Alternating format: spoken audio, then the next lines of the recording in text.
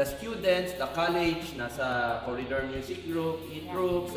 How's the gigs sa una? One thing I could say, no, we're very, very appreciative sa CDO Indie Music Community. Kasi number one, we never really kinahiya na mo ang among pagka-Christian band. Because when you say Christian band, tendency, people would say, pang church lang na sila. We're trying to cross over outside church eh. So, we're a Christian band, but ang inspiration namo sila Sixpence None the Richer, Jars of Clay, Switchfoot, mga Christian band man na sila, but they're able to cross over sa mainstream. I'm very appreciative sa CDO community, especially sila Iking Raneses of Tabula Rasa, sila Chuck Balls of Gasolina, for their support. Kasi mas si Christian band me, they also welcome us sa community. So, we played with Corridor Music, katong mga punk, emo, ska, community, E-Troops, katong mga metal.